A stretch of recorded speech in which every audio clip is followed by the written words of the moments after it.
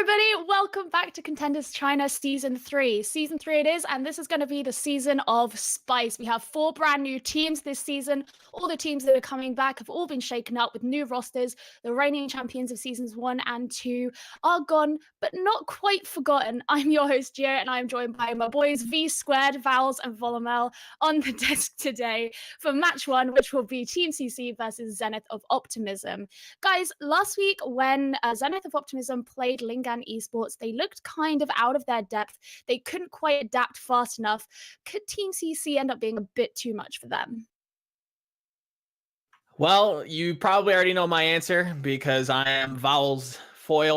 He is a T1W fanboy. He needs a jersey. If anybody out there has a Weibo account that has a bajillion followers and wants to hit the boy up with some swag. But I am a Team CC stan. I don't think they have much of a way in a worry. When it comes to Zoo, they're a little bit slow to adapt to the new meta game. But they're here. They're here to kind of put themselves out there. We've heard some stirrings about some possible academy teams. So if you put out a good showing, you might get a call up. Yeah, sometimes with pro players, you get names that kind of match the playstyle. Like the main example would be Fraggy. He likes to frag out on main tank. For the support line for Zoo, their names fit their playstyle because lazy and sleep. I hate you both. I think that tells you all you need to know about Zoo's playstyle, how quickly they've adapted to the current meta. They're definitely struggling to stay afloat against some of these teams. And Team CC, it's a really tough opponent to go up against in week 2.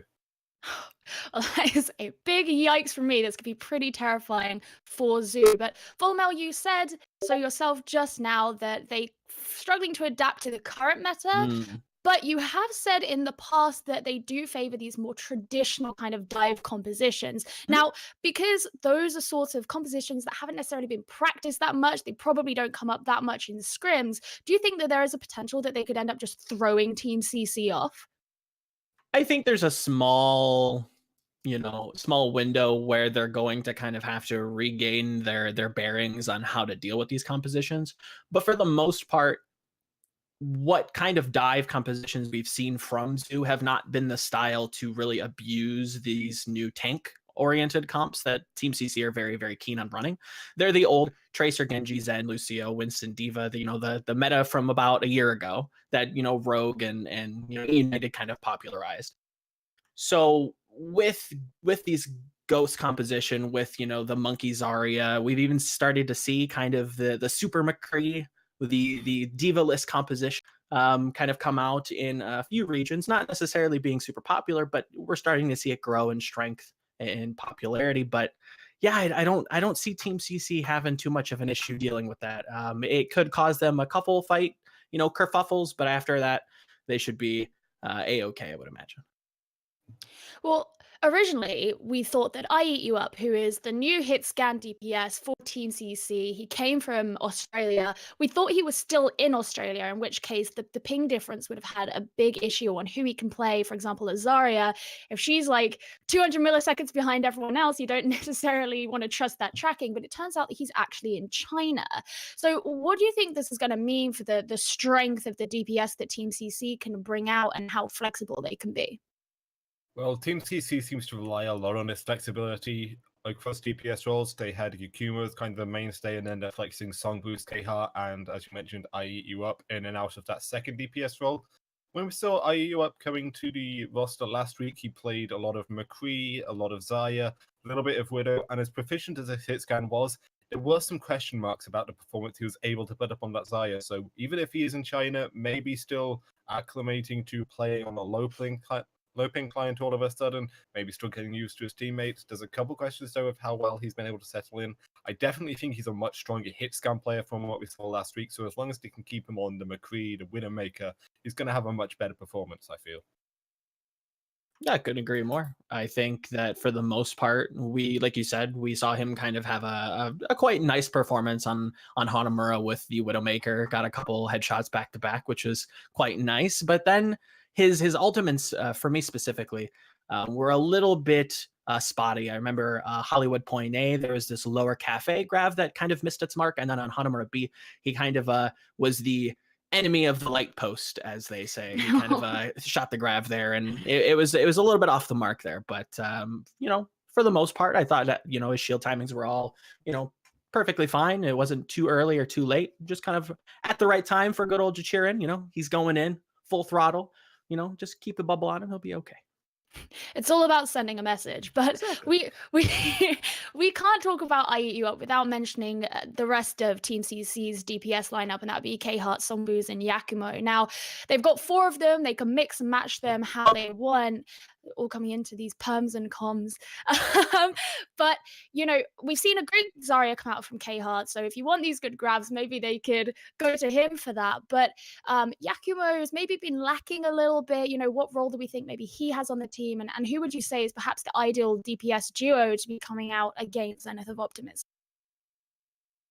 I feel like Zenith of Optimism is really going to struggle to play against these tank compositions. They're very reliant on the traditional dive, as we stated earlier. So if you can bring out 3-3, whether it's Reinhardt or Winston as the main tank, it's going to be really hard for Zoo to be able to adapt, to be able to effectively isolate targets and execute their dive properly. And I feel like the best lineup we've seen there is going with what they ran with last season. If you bring out K-Heart on the Zarya, as you mentioned, keep Yakumo on the Brigitte, and then Jachirin, he's got the flexibility to go between Winston and Reinhardt, depending on the map, depending on the situation, what they're up against. There's definitely room for Songboost and I Eat You Up in the lineup, but if we had to pick a strongest, I would go with K-Heart on that Zarya role and keep running the triple tank, triple support, because Zoo is really going to struggle to deal with that.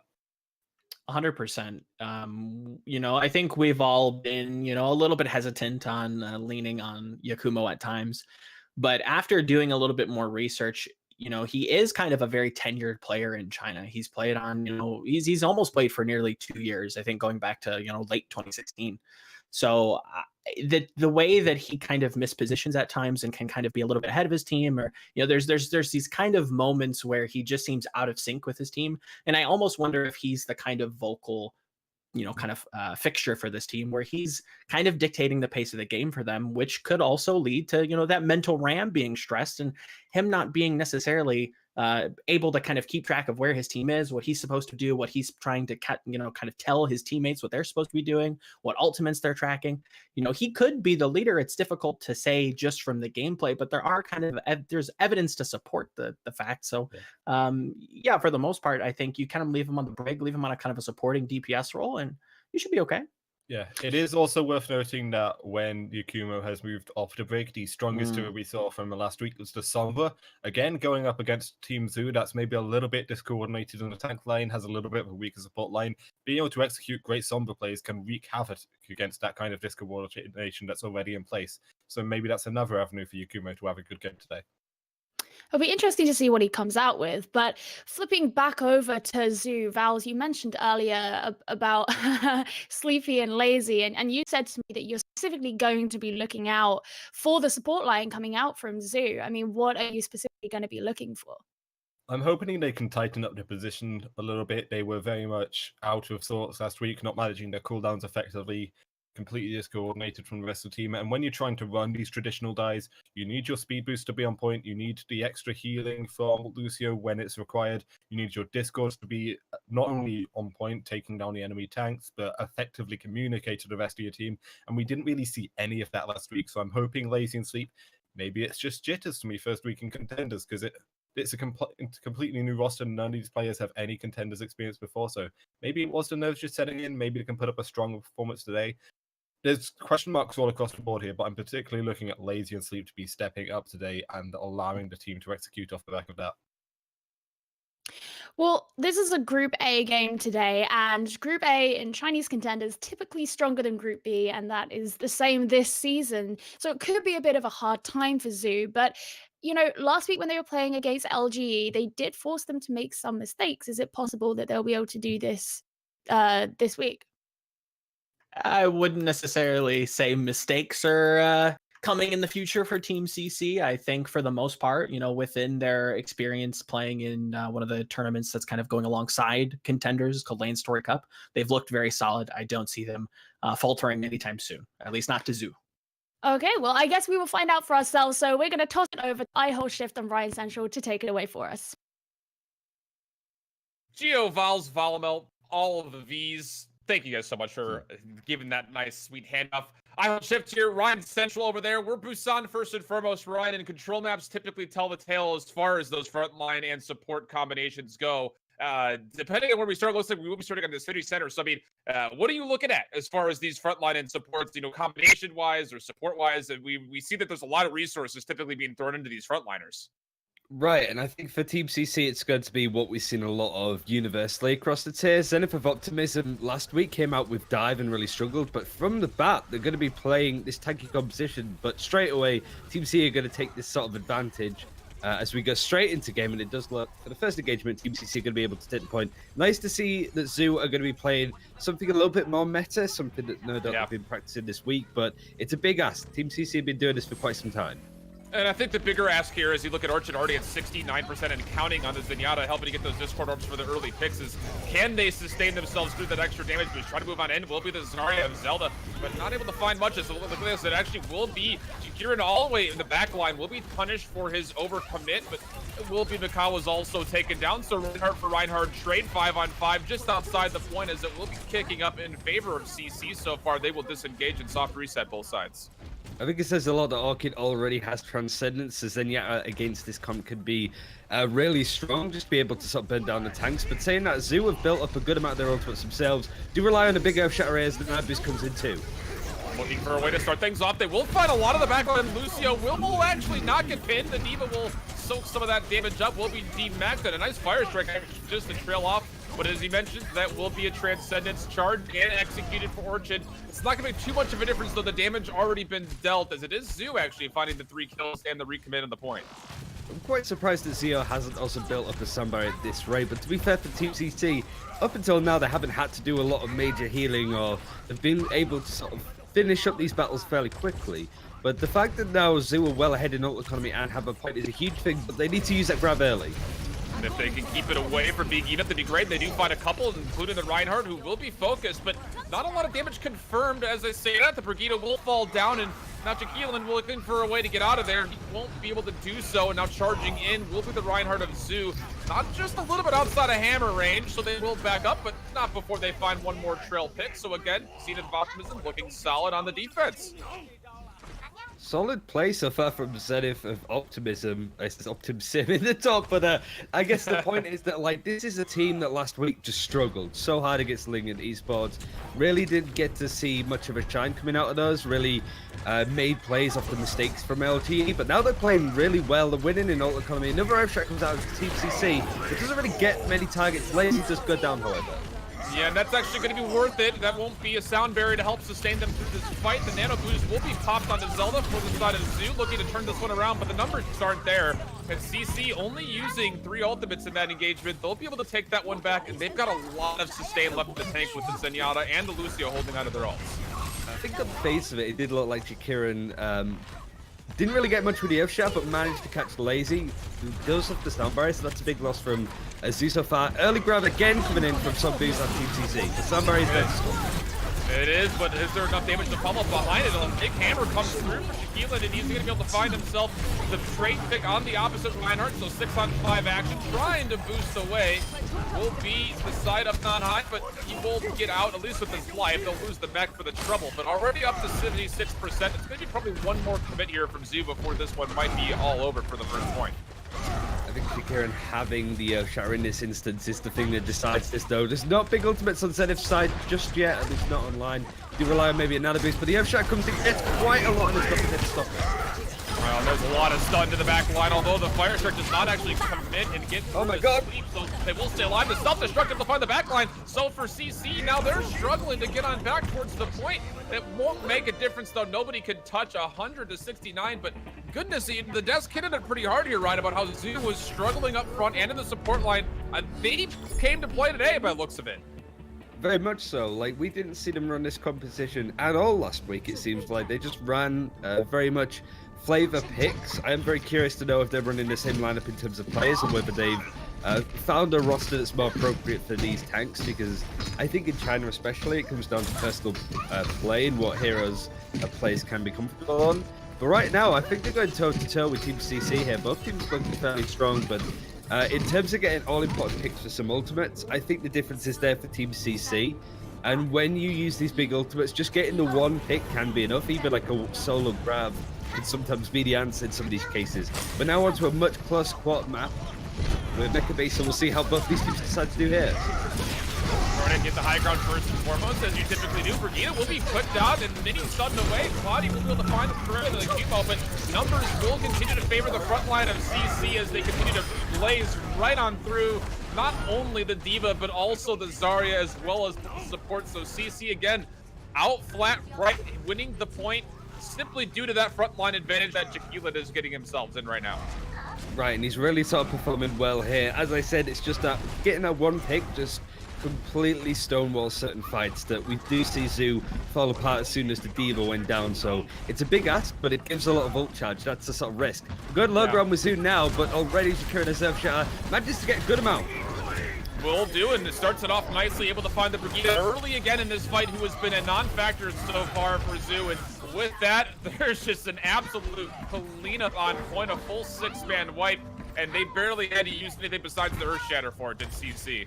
That's the issue with this part of the map. If you know what direction Zoo are going to attack the point, you saw Team CC go, oh, they're going bottom, they're going bottom. They speed boost there, so they cut it out before they could do anything. And now again, Zoo have to take a really weird alternate angle, but I'm pretty sure Team CC are going to be there already to stop them. Not quite a grab yet. It will be charged up as soon as they come to the doorway. Will they pop it? And it looks like, yes, right on the doorway it will go. Keeping the backline away from the frontliner. And again, Cloudy is the first one to drop. The Brigida has been opening up a farm, and that has not been good for Zenith of Optimism. Already down 53%. They do use the grab as well as the self-destruct. But again, there's just nothing online still for Zoo besides the Nano. They're going to struggle on ult economy. Earth Shatter does get used early, manages to get quite a few picks, completely pushes them back to spawn. And I think once Team CC are in this position where they can farm these ultimates fairly consistently, they can rotate them in a fashion that they only use grab self-destruct, win a fight based off Earth Shatter alone. And now they have both support ultimates too, so Zoo are just running into this constantly. They do have a grab, but it is still not a confirmation that they're going to be able to win this fight and get the point here. 84%. It has to be good execution. The min-max has been great for CC. They have a Zenyatta and a Lucio ultimate, but looking to start things off as Mikhail. The Reinhardt won't find any value from the Earth Shatter. It's right into the opposition's shield, and with that comes the sound barrier behind it. A lot of ultimates for Zoo were thrown out, and it found very little effectiveness, only finding the Reinhardt very late, and it's going to be Booz coming in to recommit, and no one will be able to touch thanks to that grab. A very clean win for Team CC. I'd say that second map was probably more likely to what we were expecting, to be honest. But the first point on Busan, I think I want to see more of that Zoo. I'm not quite sure what the difference was really. Maybe it was just a map, because I think Mecha Base can be really difficult if you're on the back foot, and it's control, right? So when you tend to lose these fights and go down in the ult economy, the snowball can be pretty hard. So maybe if we open up to some different types of maps, especially like hybrid and even maybe 2CP, we might see more of the first instance of Zoo that we saw. Fingers crossed at least, because they did look like a completely different team than what we saw last week. The last map, bit more of what we expected, which is unfortunate, but still not done and out just yet. Not just yet. We're going to throw a quick break, though, while we get some things squared away on our production side of things. So don't go anywhere. We'll continue this one up with Team CC and Zoo when we come back.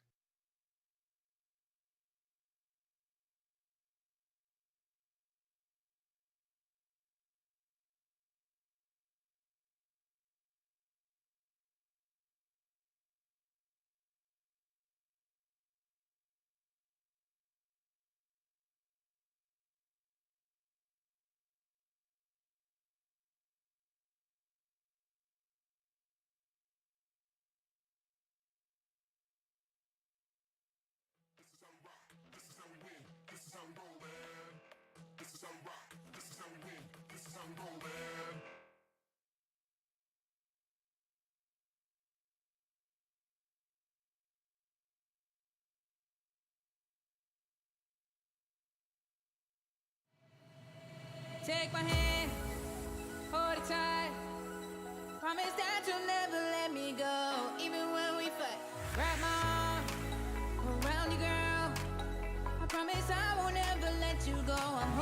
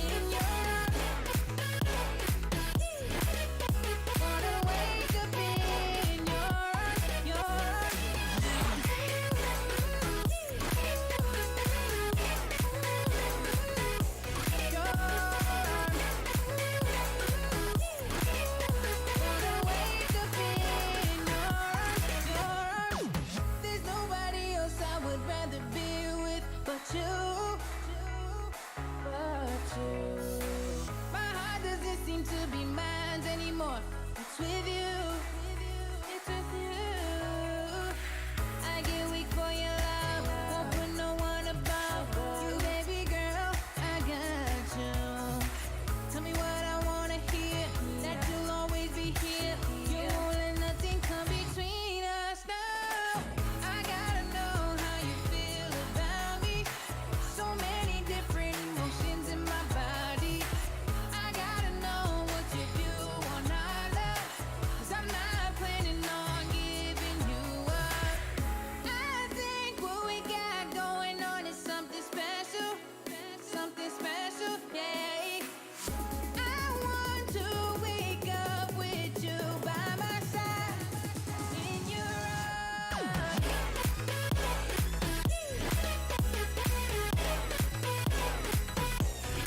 In your arms. Wanna wake up in your arms. Your arms.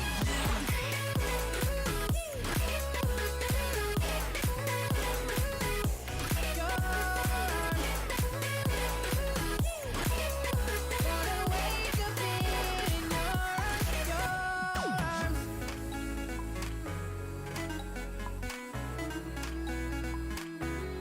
Your arms.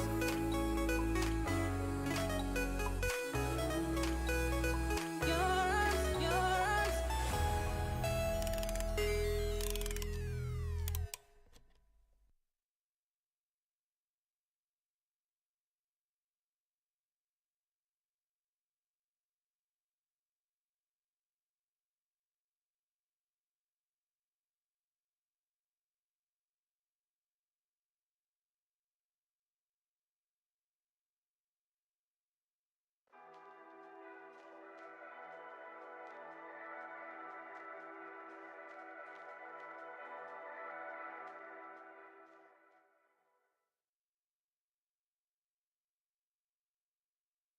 Welcome back, everybody. I hold shift. Ryan Central giving you guys the commentary today, and we have a third caster just hanging out in the background over here. Ryan, not a lot of input out of the dog over here. I don't know. I don't know if you can even see that. I think when you sort of look at like Team CC versus Zoo, it might be the sort of reaction that you might take in comparison to some of the other bigger games. But Okay. I think regardless of what it's going to be, I think it's more of a question. Even though, like, I think most people would sort of expect Zoo to maybe not even take a map at this rate. Like, I think they show promise more so Right. than people may have expected. But I think for both teams, it's a case of trying to alienate any mistakes because Zoo are in a group of death. They've already had to play Lingen Esports. They already have to play like TSL in the future. And now currently playing Team CC. But for Team CC, they have a really difficult group to get out of. So whilst they can get away with quite a lot in these games against like other teams that might not be up to their standard, it very much is a question of how can they prepare for the games that are upcoming, right? So whilst this is a fairly like straightforward match to come into play, I think both teams still need to be able to perform for the future games, both for Zoo to stay in contenders and also for Team CC to actually get out of their group and hit playoffs. I think you hit on a really interesting point because, yeah, we expect we'll roll through this. But the fact of the matter is, and I think you hit it really nice when it comes to preparing, is you don't have necessarily that flexibility to drop a map. Like, you go into this matchup as Team CC, you want that 4-map differential to get you not just the W, but also the extra bit of help as you go through the group. Because, again, this is a restructuring kind of season for China. And to be up on top where there is kind of this void on top of the podium early on, you don't want to be making mistakes. You want to be able to capitalize on matchups that you should be winning like this in a more single-handed fashion. Right, and I think it does ask a lot of really important questions to these teams that so far, like Lingen Esports and Team CC, who I guess we'll see more of like the other teams later on in the week, of course. But it's a question of how they're going to how they're going to plan for the rest of the season, right? Unfortunately for Zoo, they have two really hard teams to face up against first, so it really is a baptism of fire. Whereas I'd say for Team CC, they've had a fairly straightforward run coming up. I Eat You Up is actually going to be subbing in for this game. A player that I think didn't really hit the mark, even for Team CC last week. He Just didn't really shine as much as most were hoping for. Now we have confirmation that he's in China. There's no excuse, right? Because people are just Right. assuming that maybe the ping was the difference, and that's why we had a couple of rogue grabs. So this is the kind of stuff that Team CC need to work on before they start playing up against LG and TSL in their group, right? Well, they've already played TSL, but the point being, like, Lingen, especially as a big favorite for their group, they need to make sure that they're up and running by the time that they have those games. And this is a perfect opportunity to get those players exposed and get practiced, I suppose. Yeah, and I really like the idea of building on what's already there, but also obviously bringing in somebody new from a different region that might not be as familiar with, the culture of Chinese Overwatch, which is usually, well, I won't say the Wild West, but the Wild East of Overwatch, as it really kind of gets away from what you typically see in Europe and North America. But what we saw so far out of Team CC was a lot of min-max usage of ultimates, using very little and getting a lot of effectiveness. Those are things that I think really set apart things like a solid front line and a solid support line. When you look at IEU Up, who's going to be coming in and likely playing that hit scan, you're not necessarily looking for the same kind of ultimate effectiveness, but also being able to change priority and make sure you're finding the right targets. So obviously accuracy is the biggest thing, but as we switch up and we go to a more DPS favored lineup, I know I'm personally going to be looking more towards, is that target prioritization centralized for the full team? Right, and I think that's a big aspect of this meta as a whole. I think what's really interesting as well is that Zoo are playing these tanky comps. Like, before, they really just ran a lot of dive, and I mean, like, Tracer Genji dive, very like old-fashioned OG versions of it, and struggled because of it. They played other stuff, sure, but we didn't really get to see your triple tech, triple spot as much as you may expect. So they looked a lot closer to Team CC already than they did against LGE last weekend. So it really is a question of, are they going to commit to that? Are they going to play heroes that they prefer? Or are they going to try and play meta to get better at that? And I guess the main thing is to try and sneak a couple of map wins or even a full win and prepare for Laboratory, which I think is in a couple of weeks. It's like towards the end of week 4, week 5 kind of thing. So, I mean, as we're kind of talking, we've kind of hit the nail when it comes to how CC can walk away with this one with a success, in their minds after the game. But as you take a look at a team like Zoo, where would you say is like their success rate? Like, are you looking at just small improvements from all over? Are you looking for one spot in particular? Or what exactly is that kind of factor that will tell you that Zoo has gotten better and they can mark this week as a successful point? I think Cloudy is a player, especially one of the DPS for Zoo, that you sort of look to and go, you kind of need to be the answer. I feel for a lot of teams that maybe not so much Zoo because they're brand new as a lineup, but when you have players leaving towards the Overwatch League, I think Cammy from LG is a really good example of a player that I feel needs to step up. So for Team CC, I think it is just those, we have so much of Chinese talent going over to the Overwatch League. This is your expedition, right? This is you showing why you're worth it as a team or as an individual player. So I think, like, whilst there is a lot of emphasis in this meta, especially for team play coordination, that individual play needs to happen if you want to turn some heads. All right. Well, next up will be Numbani for the hybrid style map. So as we go in, we'll take a look to see if any of these newer players to the scene can make themselves a name. And, well, I mean, at this map, I will tell you, as far as we've seen it in the past, it is one of those kind of, you're either finding a lot of success or you're finding a lot of stalwart defense. And what are your biggest keys as far as comp-wise go? I mean, you see a lot of Sombra on this map as we do get in, and you see CC in the green. But for Zoo, I mean, as they're going to be starting, looks like on offense first and foremost, what are you looking for as far as to break this point open? I think Cloudy on the Pharah is a really big key factor. There's a lot of, like, Lazy already going down really low on this pharmacy composition. So it puts a lot of emphasis on sleep, right? So we have this McClow, or McCoo, I think it is, MCCU? I've been going with the coup, yeah. The coup, which is a great name. Either a name change or a completely new main tank for Zoo. I think that's the only roster change they've had so far. Team CC running a fairly anti-divey kind of composition. Farah being able to do a lot of poke. We have the Sombra as well to hack and get some targets. A lot of emphasis on what Team CC are running here, but so far, Zoo have struggled to get on point. I was going to say, not just on point, but also looking at Zelda on this Hanzo, who just now started to connect a couple of shots, who has been sitting below 50%, and Akuma will win the first trade of this pharmacy on pharmacy battle, and now the skies are essentially free, and Zelda is feeling that at full force. Won't fully get the last shot off. The Winston putting enough pressure on the high ground, but still Team CC holding off and making sure that nobody from Zoo can really break into this payload point. Right now, I think Team CC did a really good job of just splitting the main tanks from Zoo there. It looked like you just saw people like Zelta backing out, and then the tanks stayed, and that forced Zelta to stay in, wanted to reset quickly, no doubt. But already, like, IQ has the EMP ready, and it's difficult because Team CC are running this like anti-dive composition, and Zenith are kind of running this anti-guts one, so I think maybe Zenith have an opportunity to change over to some quite tanky comps.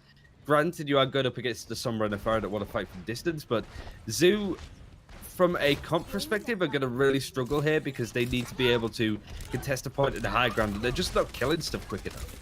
I think Orchid, I mean, you look at where he's been positioning as the Ana, he's been absolutely free the entire game, and now with IU up putting the pressure on that backline as Mercy and Ana are completely out of this engagement for Zoo. They're trying to come out through. The Storm Arrow is good enough to take down the Orisa, trying to find pressure onto Orchid, who will be taken down, so numbers advantage for Zoo, although they do lose their Hanzo, and without that damage, can they follow up? Yakumo says, no thank you.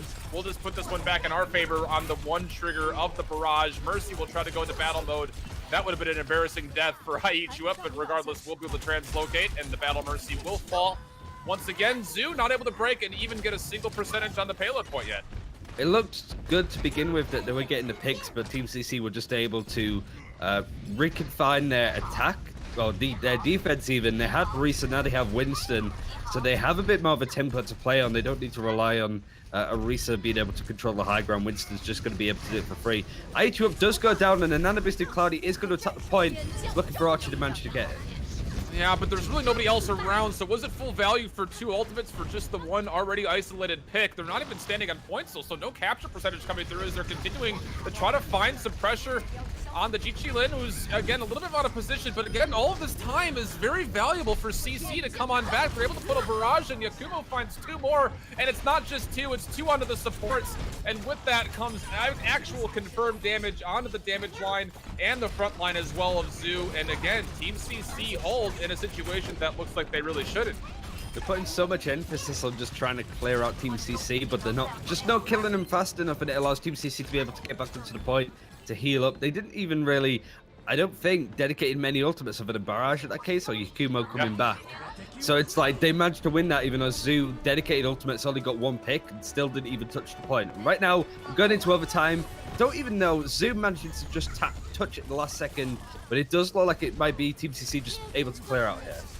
Great EMP to start things off for IU up, and it was a very desperate Dragon from Zelta who really did not find much success on this Hanzo whatsoever. The self-destruct will be putting things up in the air. We'll find one, but the primal rage is on point. No one else is even close for Zoo to touch, and that will be a very successful first defense here for Team CC. Zoo really struggled there. Like, it's hard to say. There's so many different elements of where that went wrong. I'm really curious to hear what Vals and Volamil want to say about it on the desk. But for me, it was just that it seemed that their win condition in their own heads was different for every single player. So some really focused on getting the pick onto the Ana. The Nano Boosted Fire Barrage was a pretty pinnacle point. It could have been the time that Zoo managed to turn this map, but they were so hell-bent on killing the tanks that weren't even on point contesting. It just took them so long, and by then Team CC were able to sort of realign themselves to get back on track and were able to get picks afterwards. So real big difference of how both these teams are managing to clear out the enemy team's full roster with just pick potential. So Zoo really struggling to get any effective use out of some of the comps that they're running. So maybe it was the competition wasn't matching what they were wanting to do, but it just looked like they were struggling so hard to be able to get a consistency across their play.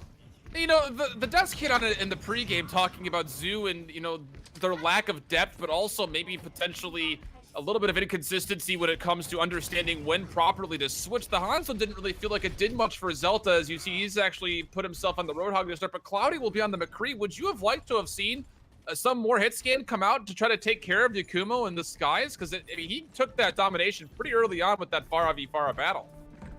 And it's something that we saw from Lingen last time that they played Zoo as well. Yeah. That Kami just ran far exclusively almost on Lijiang Tower. So it is one of those areas that they may just not put enough emphasis on a certain enemy player that they're not going to sort of counter him hero-wise, or just try to stick to their guns a little bit, which tends to be the case with Pharah, right? You don't necessarily just see, oh, just pick up the creep or head and kind of go from there. They just try and not ignore it as such, but play around it. But already Team CC on the point and already halfway to get the third.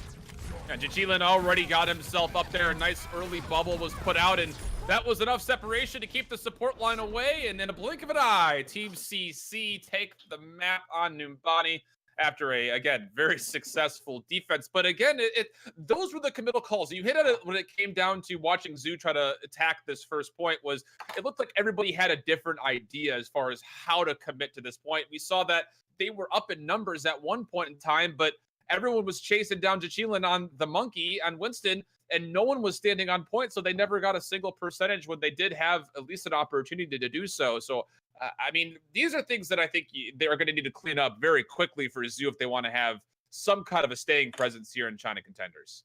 It's pretty damning evidence, I suppose. Like, I think the main thing that I wanted to sort of highlight, and obviously we'll go to the analysts in just a second, but it feels like Zoo were neither here nor there. They were never truly engaging onto the point, but they were never truly disengaging. They were kind of just existing in between. So there was a lot of lackadaisical attitude, I'd probably describe it, of just kind of being involved, not sure if they're completely disengaging or not. But I'm very curious to hear what the analysts have to say. So let's go for it. I do too. Back over to you guys, Gio, Val, and Vals. Oh, well, I think this started to go a little bit how we were perhaps expecting. Let's start by talking about Busan, which is our new control map in the mix. Team CC won it pretty obviously, and it seemed to be through the power of the Earth Shatter. Can we talk about this a bit? I want to know what happened. Well, the Earth Shatter is kind of a big team fight winning ultimate these days. Now, were these the cleanest shatters in the world? No, I don't think so. You know, China is very driven by instinct, I would say. They're very aggressive. You see both of these tanks going for these wild kind of 50-50 Earth Shatters. You know, they tended to hit more often than not, but you're not seeing the kind of refinement as like a region like EU has, where they'll take every methodical fight, they'll burn out all of these resources from the enemy team, go for the Bash Shatter, and then win the team fight off of that. You're seeing, you know, the Reinhardts get speed boosted in, they hop around, and then they spin, do a 360 in Earth Shatter, and then, you know, hope it hits.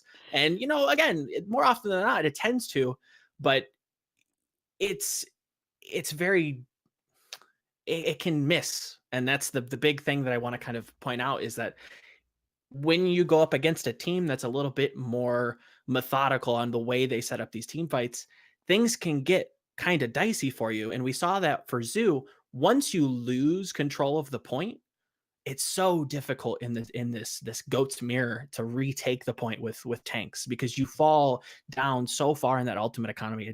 It's impossible to fight through those chokes. Yeah, Vals, you were saying how you found it particularly interesting, how kind of like Volumel said, you don't see that many stun shatter combos, and perhaps it could have gone a little bit better for Zoo if there had been a bit more kind of method behind the madness, right? Yeah, absolutely. When we went to the first round of Busan onto Sanctuary, it was a little bit more even. Zoo were able to find some value, got some point charge going, and that's partially because you didn't really have the chokes they could be held at. It was a little bit more wide open space. You've got room to go for these wild, instinctive shadows and such, and that played into Zoo's game a little bit better. But on Mecha Base, when they started falling behind initially and they could get held at their chokes, it's just the Team CC was so much more methodical, just cycling through, okay, we used the Earth Shadow to hold this fight, we used to grab to hold the next one.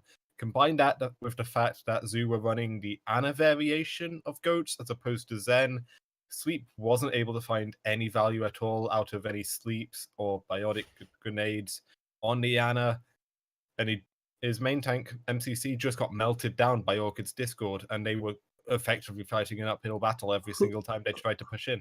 Who's Discord? Orchids. Orchids? Oh, okay. Orchids. I wonder who's a fan of Orchids Orchid. Who's that? Volamel, secret fanboy, not very secret. Not very Well, secret at all. Okay, what about if we move on to Numbani? So Team CC, they had this full hold on Numbani. It was pretty decided, but we got to see the Pharmacy versus Pharmacy come out. And in the same way that Volamel is an Orchid fanboy, I'm a Farah fangirl, right? So I was pretty excited to see that. But Zoo were playing it into a Sombra. Was that a bit too risky? Yeah, sorry, go ahead. It wasn't necessarily the Sombra that I would have said was risky. I think it was just this notion that they were working a little bit too hard instead of just, using the map geometry to their advantage. They could have just ran lower, went back into that blue closet behind the point and just said, you have to come fight us now. Instead, they were just going for the Pharah duel. I wasn't even too sure exactly what they were trying to accomplish. It was just like, I hope I click heads. Like it didn't seem like there was a lot of thought behind it. And even kind of echoed in the same sense in their defense where they ran the Roadhog in this this bastion, not actually bastion, but this fortress on the high ground that, the Team CC just ran on point, and what are we going to do now? Yeah, Charles, what did you I would think? say though that calling that a Farah duel is a little bit of a stretch. Because a duel implies that it at least kind of goes both ways. We saw Yakumo playing Farah for the first time in Contenders. According to Volamel, he's pulled it out pretty well in Land Story. And he just completely outclassed Cloudy on the Farah pick. All the value that Zoo could find on the offense was having to flow through Zelta's Hanzo, which wasn't bad, but it wasn't good enough to break apart what Team C was running. They're constantly too committed to, we want to play a 2-2-2 comp, generally dive. We don't want to think about map geometry or favorable matchups.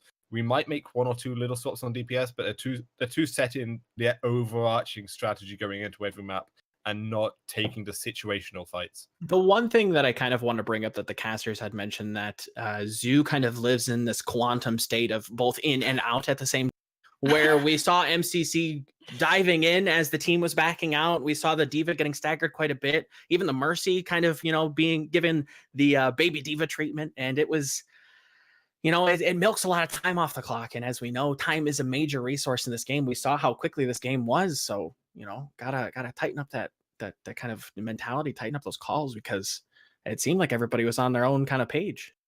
Yeah, it did seem a little bit like once the kind of initial push didn't really work out, they became super fragmented. I mean, I made a joke that their Mercy was kind of being treated like a baby diva in the way that she was getting staggered and just toyed with on the ground.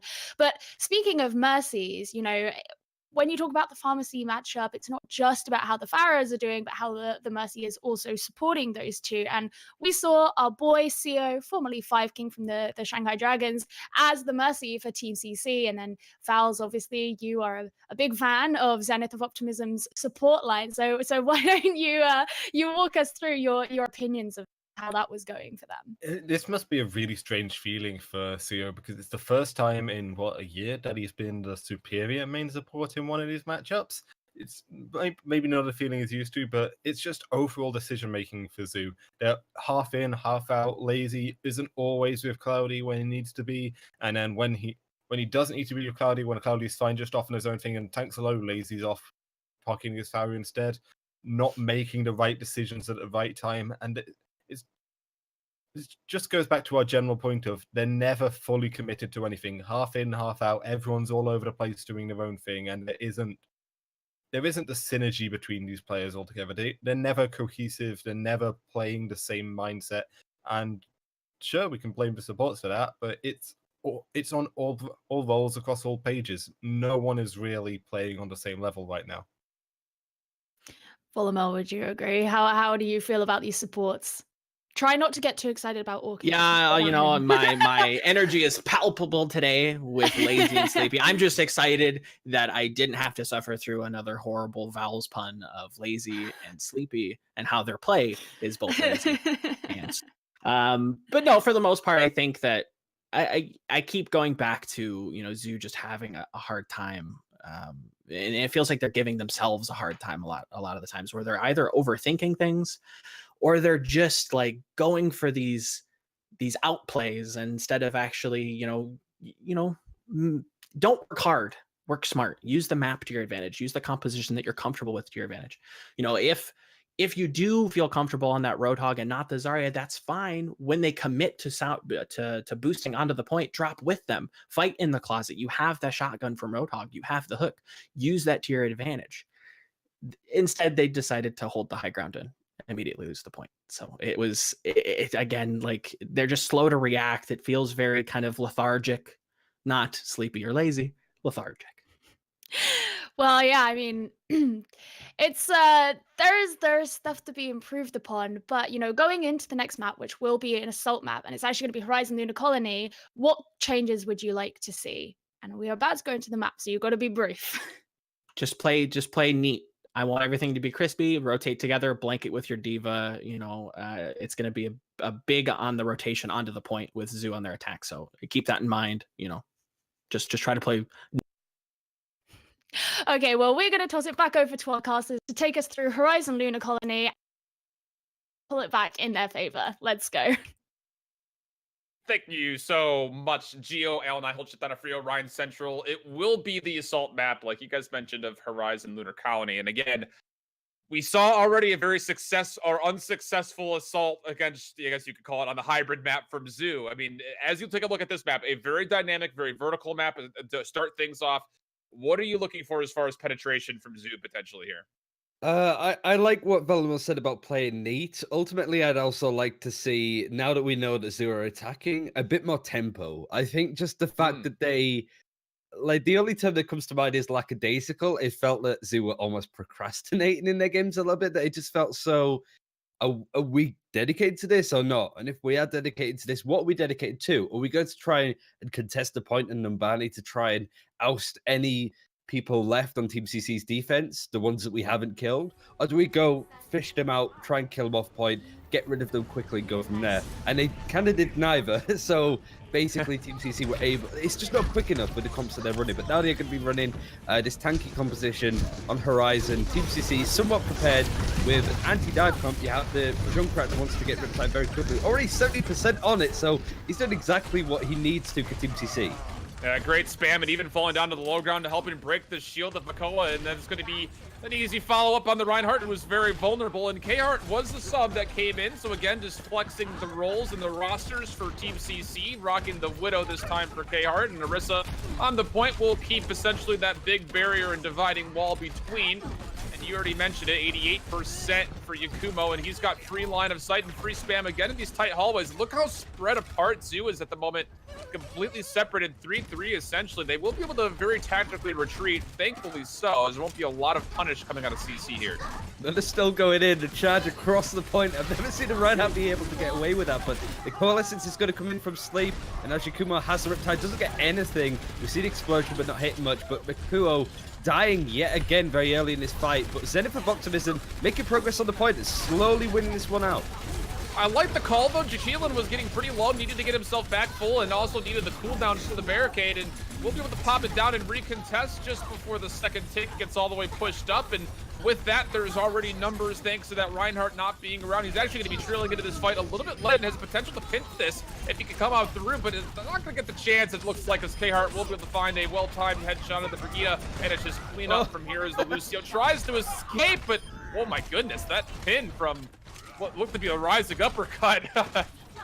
That was looking really good from Zoo, but I think it's Voloman's favorite Orchard. That Transcendence at the right time, just keeping Shakiran alive, and just everybody in Team CC able to contest that fight, because the front line and the Brigitte, especially because, as we know, Brigitte does that, just being able to sustain and out pressure Team CC's lineup on that point looked dicey, but having the Transcendence come in there and the healing from Sayo, a really good grenade to keep everybody up, just meant that Zenith of Optimism were really just trucking away, trying to kill stuff, and struggle to. Again, tempo, being able to burst on targets quickly, so important when you're running this composition. The Brigitte and the Reinhardt need to be on the same level constantly.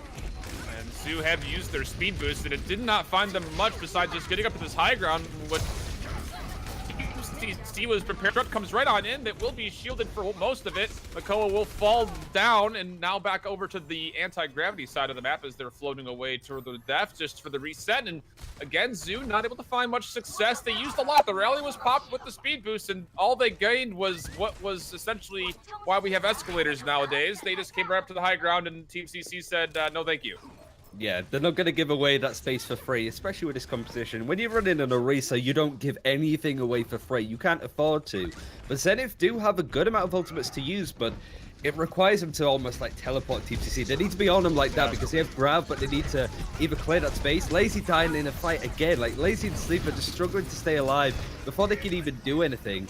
And Yukuma's getting so much value out of this Junkrat. Another Riptide ready to go. But right now, they don't need to use it. It's just perfect because Zoo are stalling their own time. They're split, and that's the issue. If one person gets picked on this attack, then they need to sort of sit there and go, oh, we need to regroup, but we're completely split. And from there, it's easy for Team CC to waste time. Only 20 seconds left. It's one of those things that I think you hit it on the head. And again, look at this. Sleepy is using a coalescence by themselves. I mean, at that point, like, you lose 3 players early, you just have to die and get yourself one more reset. The sound barrier gets used very early as they try to desperately touch the point. There was plenty of time to keep doing it, but with that split comes a lot of very easy target prioritization pickoff, and that will likely be the end of Zoo's run at this first assault, and it will be down to Team CC to just find 2 ticks for the win. Really well played from Team CC. They knew their sort of win condition. Granted, it did look pretty patchy when they were going to lose the point. Zoo made a good amount of progression, and we are seeing like a frantic mouse flying across the screen, which isn't us, by the way. But like, I think Team CC did everything that they needed to. Their ultimates came on just at the right time. Orchard's Transcendence could have been a difference between Zoo getting that point or not, but up until then, I think Zoo just every single time they went in, one of the supports died, and then from there it's kind of like, again, a question of, right, do we just try and reset as quick as possible and provide a load of ult charge to the enemy, or do we sort of whimsically wait here for our support to run on back? But in that time, Yakumo and K-Heart are able to get those picks, and just it goes on and on and on. It's like, oh, we're waiting for our support. Oh, the other one died. Oh, now our main tank died, but our support's back. It's almost like this cookie cutter sort of thing going on here, where they're never truly up to their 6 stack. But once they were on point as at 6, things looked really good, but we're just outplayed ult-wise by Team CC, I feel. That's kind of how it boiled down to me, at least. Yeah, it kind of felt like a musical chairs of which role will not be in this team fight for the side of Zoo. That would be a very interesting game of musical chairs. I mean, I guess at that point, Lucio would have to be the DJ for it. I mean, I don't even know if Orisa can sit. Does she even have a sitting emote? I don't think she does. Yeah, she does. I was going to say it's the puppy one, but it's not. It's different. I think musical chairs is like an apt description where it just feels that everything that Team CC did, they did together. And right. It's not some Zoo's enemy isn't Team CC in this fight. It's time. Just everything boils down to how much time that they have wasted. It's a procrastinating way of playing. Team CC, you can tell, are just so quick. They've dived onto the high ground and taken that space. They've already tried to work on this bastion strategy that we're seeing coming out of Zoo here. Free poke right now for K-Heart. Moving on in as the rest of the team just behind it. Nice little halt coming out to put a little bit of pressure for Makoa, but not able to find much damage confirmed as of yet, as there's still a lot of very full health pools for the side of Team CC, and they'll dive right onto point. They've already found themselves the Orisa and the Bastion. How about a Brigida to tote as well? A little bit of a feast of all of the different roles, and with this comes clean up the first tick, and the second one will surely follow just after. There it is. Team CC find themselves the 3rd map here on Horizon very, very quickly. They know what they're doing. They know where their bread is buttered. Even sort of coming across the front area, checking the tab or whatever, looking at the team that Zoo are running, they weren't faced. They were like, oh, they have a Bastion. They just kind of do, all right, this is what we have to do. I think, to be fair, the strategy would be somewhat the same anyway, but very quick and very apt from Team CC. Very much so, and we'll take a look at our live spectator audiences. Well, a little bit of a resident sleeper from the doggo. Not quite sure how to handle that one, but okay. So let's try to phrase this in proper lights. Okay, we've seen Team CC now at this point going up against a variety of different looks from Zoo. Of course, those looks were a little clouded, but at the same point, the responses were well adapted. You see it at Orisa, you see a Bastion. They're able to respond nicely by, as you mentioned, diving right onto the high ground, following up with Brigitte Zarya from the stairs. There's a really good pinch. They find the proper amount of pressure, and it's good cleanup. I mean, I've been really impressed, I think, not just by the easy team responses from Team CC, but in those instances where Zoo is all spread out across the entirety of the map, they're able to find really brilliant target prioritization and capitalize quickly. It's been really just concrete, I suppose, out of Team CC. Like, to be able to play so many different strategies, to not just run in goats, which in itself could be very resident sleeper for Doggo, but they know kind of it's the London British Hurricane sort of approach, where they know what maps have really good strategies, and they're very good at being able to go, we're playing this part of the map, we're going to change to this. Very disciplined, I suppose, out of that play. And I think you tend to see some of these teams maybe do that a little bit, that they go, all right, we're going to run this strategy, but they're not quite sure why. But Team CC know exactly what they're supposed to be doing and how to go about it. If they're running this composition on the enemy team and we're doing this on defense, it relies on Yukuma on the Junkrat to get Riptide as soon as possible. He got a Riptide as soon as possible. And then from there, it's like Zoo played into their hands a little bit. So Team CC know this game. I think already from last season, they were a bit on the weaker side when you have LGD and Lucky Future Zenith in there. Right now, they're looking, I think, really solid favorites out of Group A. They have some big games coming up, but like I said, it's a question of alleviating mistakes. And so far, they haven't really dropped much at all. Not much at all, but again, like you mentioned at the beginning of the broadcast, it would be nice to find the sweep, the 4-0 sweep. We'll have to wait to find out if that will happen. We'll be back in just a couple minutes' time as we'll see if Zoo can come back or if it will just be a 4-0 for Team CC. Stick with us. We'll be back with China Contenders just after this break.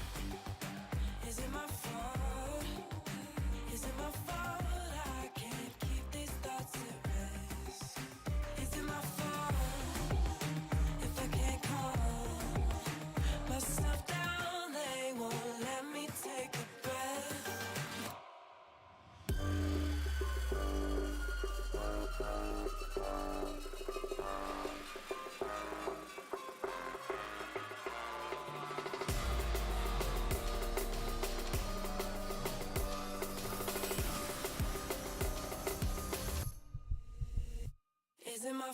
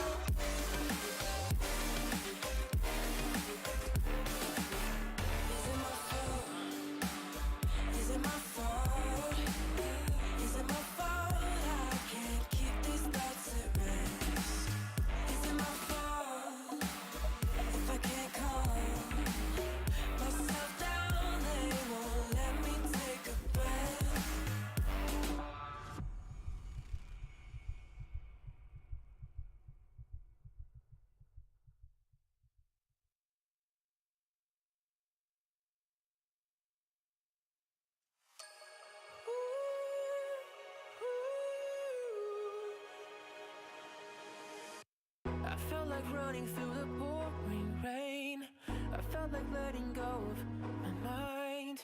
I felt it coming with no ground to breathe. I think I just might be bad for you. Drowning by the fact that I don't need a reason to be mad for you. I'm losing my head when I'm mad for you.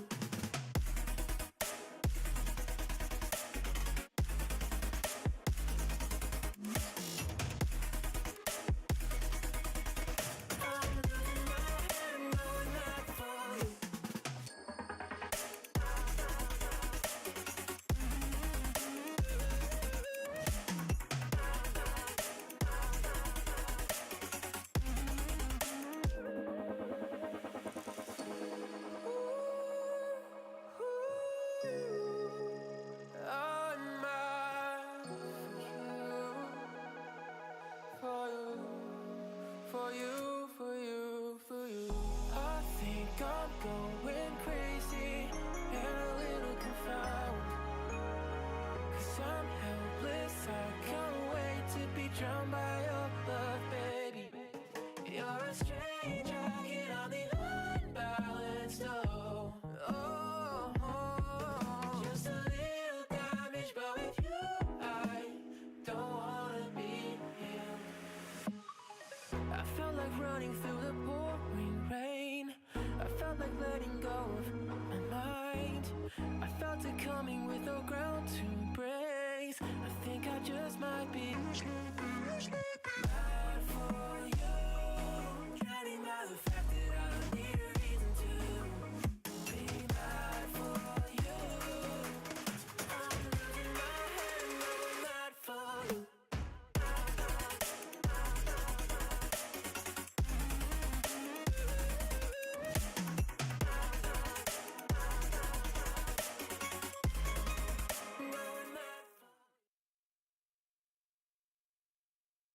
Welcome back, everybody. We are just about ready to go with our escort map. It will be sent over to the nighttime scenes of Dorado. Team CC has a handle on this one so far. I hold shift. Ryan Central coming back with you guys. And Ryan, we got to find something positive to talk about with Zoo. And they have not had a lot of success really yet when it comes to assaulting control points.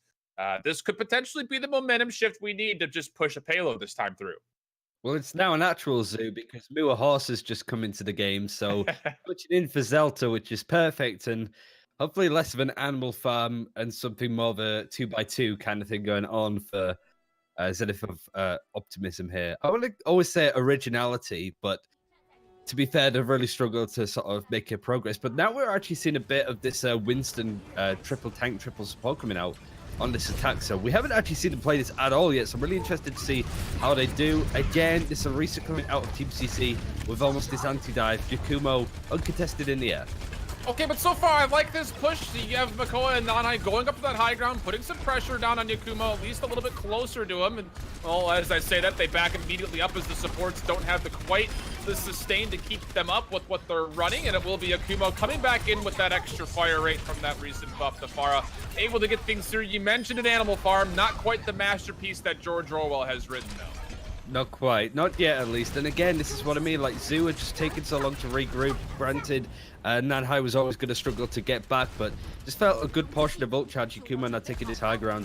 Now we're starting to see this sort of flavor preferred pick, I suppose, coming out of Zoo. They're running dive, but with a Moira, which is a bit odd. But again, doesn't really answer the question of this Pharah in the sky. Yeah. And that's my biggest thing. What we saw it on Numbani was Yakumo won the early trade with the pharmacy on that map, and now it's just completely uncontested. The Tracer gets swapped to, but you see K-Hart on the Widow is able to put extra pressure down, kind of locking down those flanking routes and getting the support that they would need to run this double flank of Genji Tracer. And it looks like things have completely stalled out for Zoo. They're just kind of struggling to get out of spawn. Yakumo is just getting so much worth being able to sort of fight from a distance. K-Hart getting picks, but does go low. Mua Horse is on the sort of flank. Cloudy, Tracer, try to sort of work a flank, but now the payload is starting to move. We're starting to see Team CC back up just a little bit, but again, they're not giving away this ground for free. Arisa's anchored herself just in front of this payload. It has to stop it. I like the tactical retreat as well. The pressure was getting there from the side of the Genji and the Tracer, trying to put them into a choke point, but it's actually Mua Horse who's able to find 2 kills into the back line. This Genji went completely uncontested around the left-hand side, respectively, for our team in white of Zoo, and it's going to be able to clean up the back line and then come back forward. And hey, how about some success for Zoo? Looking a little bit more out of the stables as Mua Horse. And having a bit more, like I said, tempo, like stringing together a good amount of picks and kills together. It does look like Team CC are going to be able to touch the Nana Boost. Well, just the blade itself actually coming in, but it is met by Transcendence. It's not able to, never mind. Yeah, not quite there yet with the Transcendence. That we won't have the Zenyatta coming through yet, but it will be K-Hart who switched over to the Brigitte, helping out with a little bit of extra sustain up front and that stun. And Yakumo pushing over to the Doomfist will be able to provide that extra bit of crowd control for Team CC, and that will be enough to stall it just before it touches the gate of this payload, so a potential to keep a flawless first point defense for Team CC. I'm surprised that Zoo aren't running. That's a big pulse bomb actually coming out. Cloudy getting both of the supports kind of out of nowhere. This is where the sort of timing comes in, and the divers start to come on through. Just see how long it takes for Team CC to either disengage completely or get wiped by Zoo at this rate. Wiped, and maybe there is some weeping behind it, Ryan. You never know. Maybe your foreshadowing is good. You just don't know it for sure. And that will be the first point of Zoo finally getting themselves some success. And look at this. This cart will roll for a little bit longer as they do find themselves a stagger onto Yakumo just a little bit later after that team fight dissolved. It just felt like it was out of nowhere. I think even the spectators over in China weren't quite sure when that pulse bomb was going to come, but just seemingly Cloudy able to sort of make something from nothing, which I think is something that we haven't really seen a lot from Zoo anyway. But now this progression is starting to make sense from Zoo. They're managing to get a pick onto Sia with the pulse bomb, and that just opens up the rest. Muahos has been such a good addition to this already. It's like the hunting of being able to go find those picks that might be a little bit low. Looking good, and they have numbers as well. The Primal Rage from Chila trying to keep things at least in contest, and that won't actually provide enough space. Then look at this. This is a sleeping horse. Will be nanoed, not nano, but will be biotic grenaded. That will be enough damage to follow up beyond it from Sio. And now it's just going to be staggered kills, moving on through with that same aggression that we've seen Team CC utilize time and time again. But still, not a bad moment of showing from Zoo. And they've got some really solid plays about to come out. Cloudy is another pulse bomb, which was a decided factor. Didn't manage to demech Zijin on the Diva, so wasn't quite up to the sort of standard. But Muahos does have the nano blade again. He does have the blade ready to go, but sort of alienated a little bit. Yeah, and he's right in the middle of the front line as well, which is not where you want to be. We'll take down the Meteor striking Doomfist just after he made landfall.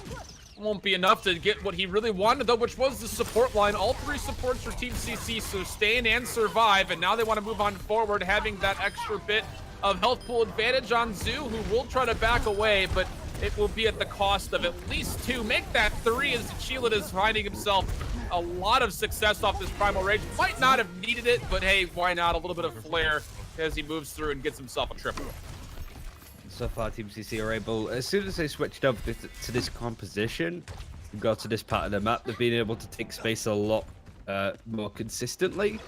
Zoo now running this tanky composition again. Like, just seem to be cycling through different compositions, trying to make it work. And it does make sense that it would go here, but they need to keep it on Yakumo, who is sort of looking around, as you can tell, goes in for the dive, and gets the pick up to So Lazy. They need to be really careful this is going to happen, as they dedicated Coalescence for this fight too. It's again a little bit of a late trigger in the Coalescence. The Nano Boost of Chiquilin, though, will be stunned from the Shield Bash of the Brigida and taken down, but it's at the cost of the Winston for Winston trade. So Zoo trying desperately to hold on to this point, but they just don't have many resources to throw into this. No ultimates here, no shields here either. The self-destruct comes up. It's a little bit outside, though. Won't find any damage, but Yakumo will clean up the rest of this fight in this little corridor with one rocket punch and more rocket punching in, and maybe possibly use the Meteor Strike if he's got himself a nice little cheeky flank here, but looks like he will only find one more big fist into the face of Diva, who will actually sustain through that somehow, and that will be enough to just back up, use the rally, get yourself some armor, and Team CC will just keep this choke point. They're doing really well, again, to just sort of spot where Zoo are going to be coming from. They know that they're going to be coming through the main choke. Dive in, go for a pick. We're in overtime now, so it does mean that Zoo have to touch the point in an awkward position. It is moving along, and they do get a pick, but Sunbury does come in from Team CC. They are down a Brigitte, though. If this fight doesn't go the way of CC, this could very well move pretty freely to the payload, but they need to use a little bit more just to get the damage done, and not able to quite get the grab up. Oh, maybe it did. Just before Mua Horse gets taken out, but that will be enough follow-up actually for Zoo to move on through. So a lot of resources spent, but again in overtime, and there's a lot of space here. This payload could potentially make it. Team CC do have ultimates too, a lot dedicated from Zoo in our final fight. Nano Boost is ready to go. Doomfist is going to touch, but does get stunned out. Nano Boost did to keep him alive, so they had to use that to keep people in this engagement for Team CC, and they're still losing people. Yukuma does get a pick, but Makua and the rest of Zoo are following up. And there will be a Transcendence from Sleep moving through, and that's going to be enough for the Winston to use the Primal Rage and find a lot of front pressure and a couple of kills into the back line as well. So hey, look at this. Zoo, they will actually push it through the second checkpoint, giving themselves a minute 30 to potentially find themselves all 3 points. And Zoo needs to be careful here because Muahos has switched over to McCree to counter Doomfist, but Yukumo's changed over to Brigitte anyway, so like they just need to be conscious of that. Now they decide to change to a full-on triple tank, triple support competition, both teams mirroring one another, even down to the support. But Ultimate seem to be more ready on the side of Zoo and Team CC with the changes, at least on average, but not by much. Yeah, it's still a pretty vanilla fight, though, as it will be just bodies on bodies, and it looks like anchors and hammers on each other as well as the Reinhardt start slapping at each other, but a lot of really good shield placement from KR, able to get himself just about the 60% mark, and that will be enough damage to sustain and helpfully take down the Reinhardt of Zoo. And this is where I think if you're looking at Zoo, as far as how do you improve, you need to make sure you know the Reinhardt's down, back up, reset, try not to get staggered, and they do so relatively successfully. They do lose a couple, but it's not nearly as bad as it could have been. And there's 20 seconds left, and Team CC have all the ultimates that they need. Zoo do have a Transcendence, which might save them, but early Earthshot is going to come out to try and get picks. The Diva Bomb to follow up. Seems pretty concrete here. The Team CC going to stop this payload down. They lose sleep, and that Transcendence was all they had to try to get them onto point, and they still would have had to go through a Transcendence and a Sound Barrier. Team CC still holding all of the cards in their hand, and it looks like with the timer fading away, it won't even see an overtime. But hey, Zenith of Optimism, we got to give them some optimism here. They find themselves 2 points and some change. Not a bad day here over on Dorado. Yeah, I think once the map sort of opens up to be more dive orientated, that's where Zoo start to look like a team that really appreciates that style of play. As soon as we got to the indoor bit of this point, there was only 90 seconds left on the clock, mind, but we did see Team CC pick the right composition and play it the right way, so it really did stop any momentum that Zoo were taking in. A lot better. They didn't even get the first point played against LG last time they played on Dorado last week, so much better. They looked a lot stronger, were able to sort of keep up to pace with Team CC, but their defenses so far on both Assault and Hybrid have been fairly lackluster, so they need to hold out for a little bit longer than what we've seen so far.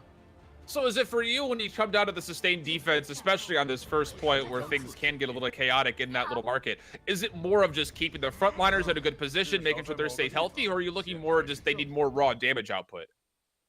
They need to be careful that whatever Team CC pick isn't just going to flat out counter them in a sense. That's kind of how it feels. Like, you know, like Yakumo on the Pharaoh was pretty much free for a good amount in the air. There wasn't much that Zoo were going to bring out to, in inverted commas, counter that. So they need to be careful that Team CC come out of spawn, check what Zoo are running on this defense, run back to spawn and basically change to a form of counter, because we know that Team CC can do that. So Zoo just need to be a bit more careful with what they decide to come out of spawn with, because if it's sort of like a rocky composition, then it's a case of Team CC going back to spawn and choosing paper, right? It's one of those kind of situations that they need to be careful for.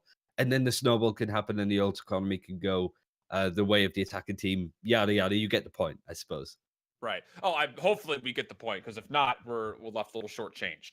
And I feel cheated out of your excellent commentary so far, if that would be the case. But It's been very fast so far. Like, this seems to be the only respite that we've seen. So we are kind of speedrunning this game a little bit, but that's just the give. That's what's going to happen when so much of China's talent goes over to the Overwatch League. It's not so much just a power vacuum of who's going to be the top dog now that LFZ is no longer a thing, but you just have some teams having to quickly adapt to a meta that is very much universal, but not quite in China. So which teams are going to sort of pick that up and play it a little bit more, but also like big players missing now in rosters, having to sort of fill that void with maybe some tried and untested lineups. So that's kind of where I think Zoo stands at the moment. They might have the potential to stay in and stay involved, but they've had to go up against some really strong veteran lineups. It's kind of like the learning curve almost gets completely reset when you lose so many of the power names out of China from one season to the next. And when you bring in a team that, again, like Zoo, is a little bit fresher to the scene, the learning experience can be pretty stark when you're going up against a team of veterans like Team CC has with them. So I think I want to go back to a point you made earlier when it comes to, obviously, as we go into this next offense for Team CC, they have an advantage to go back to spawn and switch quickly. As you look at this from a learning experience for Zoo, is it one of those things that you would like to see them, even in a composition that is not favoring them, to still find the pros that they have and make sure that they're trying to utilize and exploit their opponents to make sure they can actually stay even-footed early on in this game? They're a team that I suppose I like very much value what compositions they're running in certain situations. Not so much just bread and butter on certain points of maps, I'd say, but more so that they know what to play into a certain composition. Team Yeah. CC sort of going out already on that sort of tanky comps. A lot of transitions here on screen, but like Zenith of Optimism on this defense is very much anti-dive. They've got the Peter McCree, so they're sort of expected Team CC to come out and run something that might be Winston orientated, which they are, but really Team CC are running tanky comps, which can just run straight through this composition, this lineup, the Zenith of Optimism are running here. I was a little nervous when I saw that it was a Lucio Zenyatta again. Just the sheer healing output is just not quite at the level that you might want. And that looks like it will be CC moving right on through. Will be kind of giving some pressure back. Will be Zenith of Optimism, but they're losing the upfront battle again and trying to back out of here is Nanhai and Makolo, but will be taken down. The Winston finding a headshot from the Orb of Orchid, and with that comes cleanup just behind it, and what was an anti-dive flops very quickly. And it looks like this first point will go quickly to the side of Team CC. That plus, as you mentioned it, the ultimate economy looking very stark in favor of our team in green. And it's now a case of what Zenith are going to choose to try and sort of like, do they try and mirror this comp or do they stay on what they are? Because I think this composition that Zoo is running, like, you talk about counters quite a lot, and it's not so much a straightforward brass tacks kind of thing in Overwatch, Sure. but like this composition that Zoo is running is going to struggle against this. But then again, one a very vertical part of the map, so Team CC do have that to sort of play in. They do have a Winston, so he's able to contest that, but the thing about what we just saw from Team CC was the ability to just run straight through Zoo. Even with all of the CC that Zoo has, the ability to just run on through with a Brigitte and sustain everything, it's a big ask. And we kind of see it now, just stonewalling Makuo on this McCree. High Noon dropping down to low noon, but still doesn't get much. No, it does not, and Cloudy in a really awkward spot as well. Tries to back away. The self-destruct will help out as the Brigitte will no longer be a factor for the side of Team CC. So now Cloudy, what can he make happen here? Now in a pretty favorable spot, although I say that he gets turned on by the Diva. And immediately after that, K-Hart trying to stay alive will actually find himself a very favorable primal rage bounce back towards his backline. He's still getting the pressure put onto him. Meanwhile, though, up front, all of this action from the Winston looks good on screen, but it's actually the support line of Team CC that gets dismantled, so Zoo will actually hold this high ground advantage right in front of the bank. And two big support ultimates, it's all they have, so both of them need to be careful that they don't use them together, which I think would be par for the course for some of the stuff that Zoo has had in the past, that coordination, that level of panic. But right now, again, Team CC being able to get the point fairly quickly.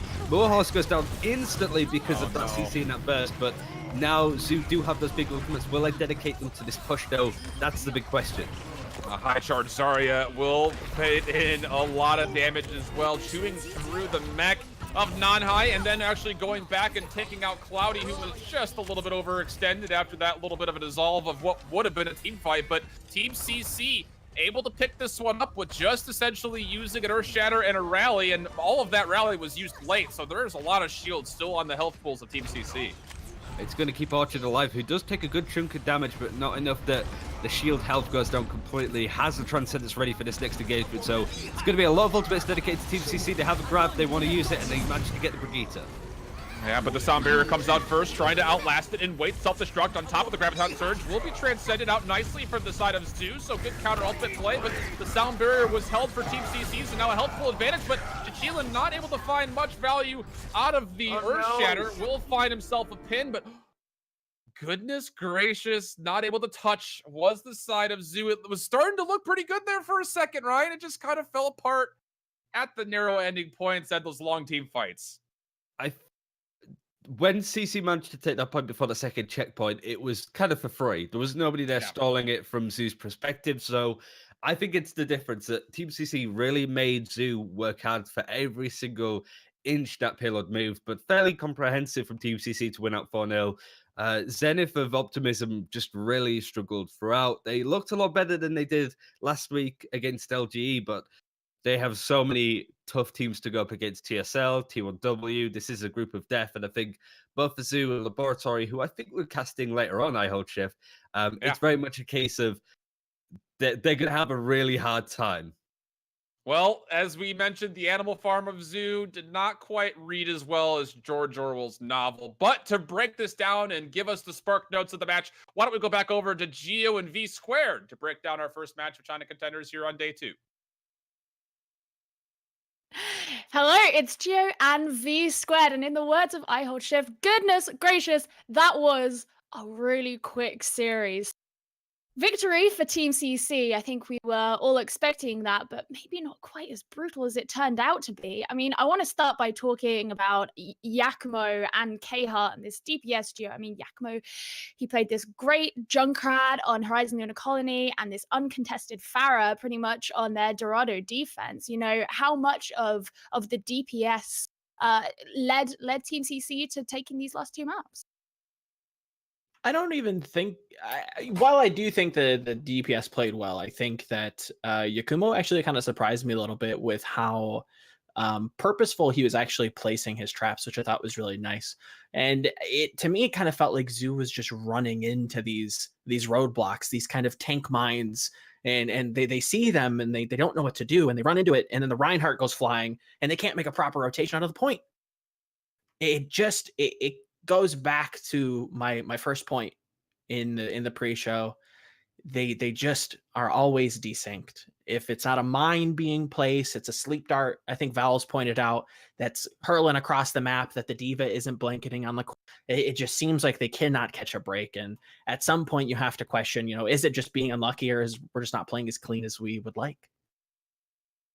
Yeah, it looked at times like Zoo, they were able to kind of work together, but then would fall apart. On for example their attack on Horizon Lunar Colony, like they were going in together and it was like, yeah, they're gonna do it, and then they ended up getting staggered again. And do you think this is maybe just a pattern that we're gonna end up seeing repeating with this team? It kind of goes back to what we were saying at halftime about they're never quite on the same page. During Horizon Lunar Colony, it looked like they were starting to get their act together. They looked at least fairly cohesive on some of their initial tank rollouts, but as soon as they got a little bit disrupted, someone fell to high ground because of an Orisa halt, or someone got slept, and then a pick started to come through, you started having the discoordination of, do we keep trying to fight the 5v6? Do we reset? They would split up, get staggered out, you'd eat a minute off the time bank, and you suddenly only had 3 or 4 pushes when you could really be getting 5 or 6 out on Horizon offense. So I feel like they were, as much as we rag on it, I feel like they were a little bit more coordinated than what we saw last week. There's a little bit of potential there, but Team CC isn't a team that's really going to give you any opportunities. Maybe we see Zeus start to get their act together down the line, but they've got a long way to go to be able to compete with some of these teams. Volma, what do you think? There is a PTR patch out there. Landstory Cup is being played on 1.3. With the Roadhog changes, Ash could be, played a little bit more. It's being played a little bit more heavily on Route 66 more than any other map that I've seen. Granted, the map pool for that tournament is kind of slim because they play their first game type as 6v6 elimination, which is definitely kind of interesting. So if you're into those arcade game modes, go check out Landstory Cup.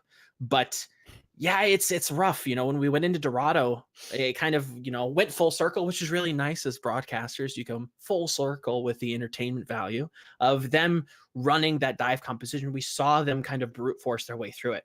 We grind, get the blade. We ignore the Pharah, which was a little rough. You kind of saw Yakumo styling on the kids a little bit, letting them know what was up, hovering above them, just letting the rockets fly. But for the most part, again, they're very comfortable on that traditional dive, and it makes sense because the composition's been around for so long. But if that's the case, just run that entirely. That's probably your best bet. Just all in that composition, be that weird team, kind of play spoiler, go in and try and do your best, because the tank compositions just aren't really working out. Yeah, I mean, we were kind of expecting to see a traditional dive. We spoke about it in the pre-game desk because we know this team, they're quite fond of their traditional dives, but well, one thing that was kind of weird about it was they brought it out with a Moira instead of a Zenyatta, which you would generally expect with a traditional dive comp, right? Definitely. Yeah, especially going up against Tafara, you need the Discord orb to be able to effectively deal with Yakumo. I feel like on the push that did succeed with Farah, they got maybe a little bit lucky. Yakumo started to get a bit complacent, just went through a barrage thinking he would be able to deal with it. It got immediately countered by the sound barrier and the defensive matrix. Yakumo got taken down, and then Zoo were able to turn the fight around off the back of that. but I definitely would have preferred to see the Zenyatta coming out instead of the Moira in that composition. The Discord Orb against some of these tank-heavy compositions that we saw coming out from Team CC or against the Pharah, it's just too valuable. Well, not even that, but even thinking about how Moira works, right? Yes, she's very easily able to kind of farm her resource to heal people, but you have to be within kind of a very close proximity to be able to get healing done with Moira. And when you play that traditional dive composition, you've got your Genji off in Timbuktu and your Tracers running around the flank, getting a passport to Europe. Like there's no chance of healing. Who are you going to heal? Your Monkey's jumping in, your Diva's jumping in. Are you going to fade in? That doesn't necessarily work out. You're trying to use Fade as a defensive tool. So you have all of these resources and you have no one to heal because everybody's off diving targets and you're just sat there throwing an orb. Like it didn't feel like a cohesive thing. It did feel kind of like a comfort pick, but you have to then change up how the composition plays. Like you have to change your axioms and say, okay, well, if we have this very close range healer, we can't send everybody off.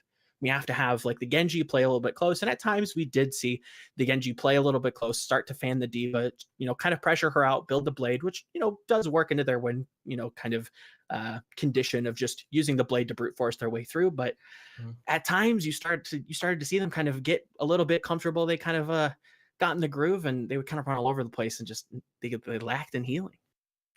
I mean, one thing that I did want to bring up was trying to get the kind of overall assessment that you guys had of Moore, which was the new DPS who did come out and he played the Genji in this traditional dive composition instead of Zelta, who we saw in the previous maps. I mean, what do you guys think of what he had to offer? I quite like the addition of Moorhorse.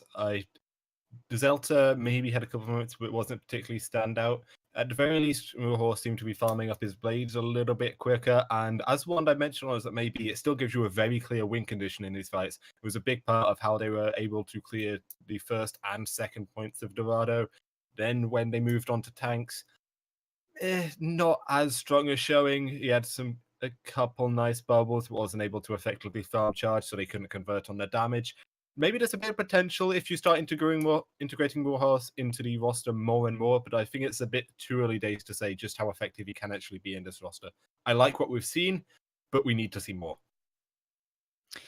Well, it was pretty interesting, and we'll see what we get from Zenith with Optimism going into the future. But congratulations to Team CC, who did win this series with a victory. The next game that we will be seeing later on today after a short break will be Lucky Future versus Alter Ego. So don't go anywhere. We're going to throw to a short break quickly and we'll be back very soon to take you through that game.